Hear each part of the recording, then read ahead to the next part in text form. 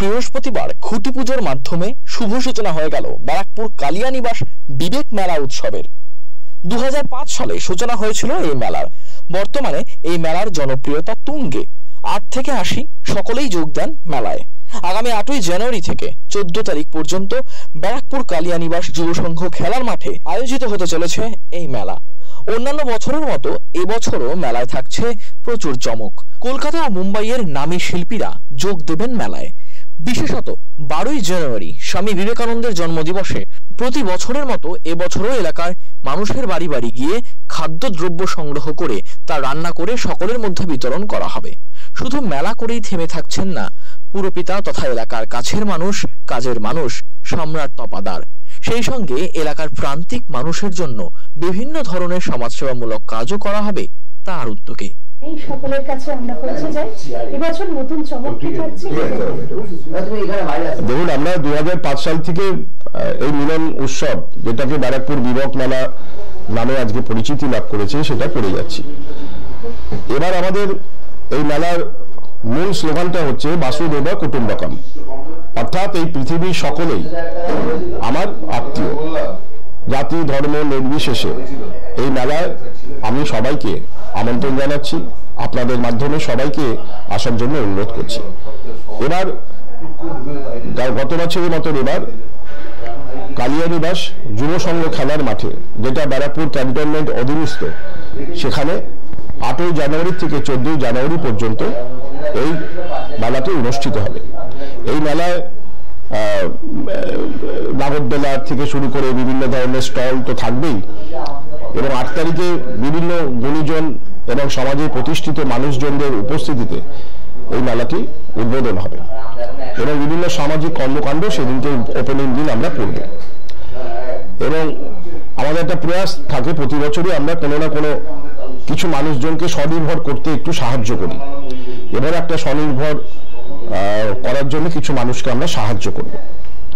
আমরা এবার সরাসরি আসছি আমাদের মেলার দিনগুলি কেমন হবে।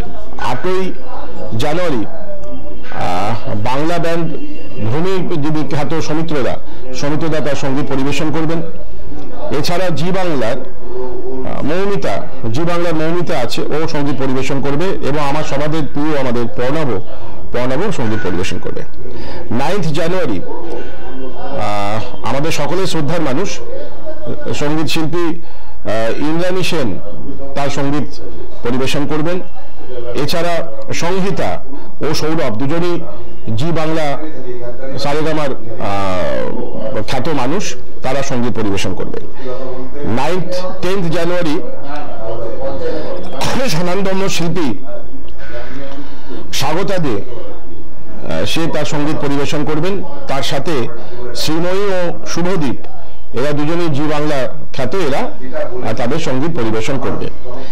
এছাড়া 11 তারিখে আমরা আমাদের সকলের শ্রদ্ধার মানুষ বাংলা লোক সংস্কৃতি বা লোকগীতে একজন বড় মাপের মানুষ কালীপ্রসাদ দার যে ব্যান্ড দোহার, সেই দোহার তাদের সঙ্গীত পরিবেশন করবে।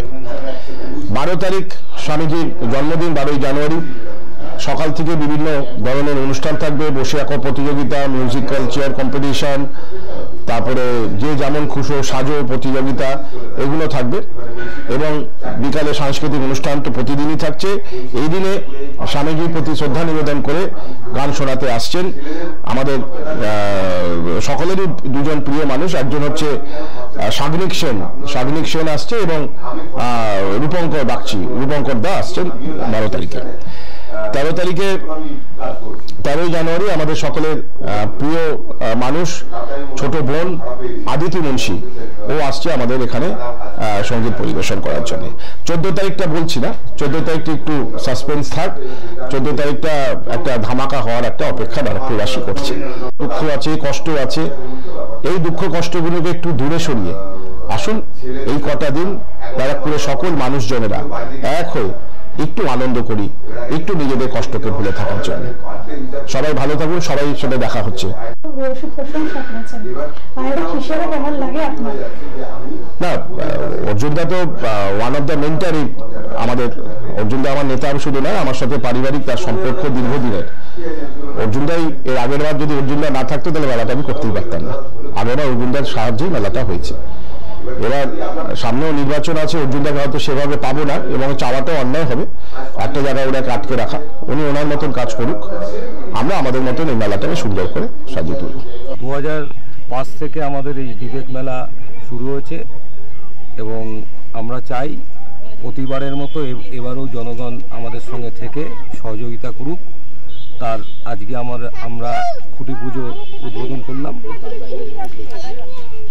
কতদিন চলবে, কবে থেকে শুরু হচ্ছে? এটা চলবে 8 তারিখ থেকে 14 তারিখ, 8 জানুয়ারি থেকে 14 জানুয়ারি। চমক কি থাকছে? বিভিন্ন ধরনের শিল্পীরা তো আসছেই, তাছাড়া সবাই যাতে এটা সহযোগিতা করে তার জন্য আমরা সবাইকে অনুরোধ করছি।